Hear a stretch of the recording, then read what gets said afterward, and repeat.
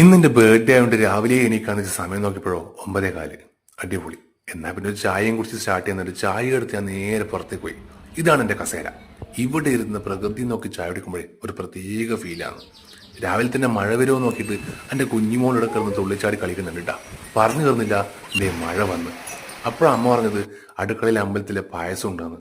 അമ്പലത്തിലെ പായസം, അതൊരു പ്രത്യേക ഫീലാണ്. പഴവും അരിയും ശർക്കരയും തുളസിയിലൊക്കെ ഇട്ട ഒരു കിടിലൻ പായസം. അതും കഴിച്ചുകൊണ്ടിരിക്കുമ്പോൾ കുഞ്ഞൂസ് പറഞ്ഞു, ഏട്ടാ ഇന്ന് ചോക്ലേറ്റ് ഉണ്ടെന്ന്. ചോക്ലേറ്റോ എനിക്കിഷ്ടം, അതുകൊണ്ട് ബുക്ക് വായിച്ചുകൊണ്ടിരുന്നത്. അപ്പോഴത്തേക്ക് സമയം ഉച്ചയായി. പപ്പടവും ചിക്കനും ഉപ്പേരിയൊക്കെ കൂട്ടി ഒരു കിടിലൻ ഉച്ചയാണ്. പിറന്നാളാകുമ്പോൾ പായസം മസ്റ്റാണല്ലോ. പായസം കുടിച്ചുകൊണ്ടിരിക്കുമ്പോൾ എൻ്റെ ഓള് പറഞ്ഞു, ബാ കേക്ക് മേടിക്കാൻ പോവാ. നേരെ കാഞ്ഞങ്ങാട് ലോലിനെ പോയിട്ട് കേക്ക് മേടിച്ച് വരുമ്പോഴത്തേക്ക് വീണ്ടും മഴ. വീട്ടിലെത്തി കേക്ക് മുറിച്ച് അങ്ങനെ ഇന്നത്തെ ദിവസം എൻ്റെ ഫാമിലിയോടൊപ്പം ജോർ ബാർ.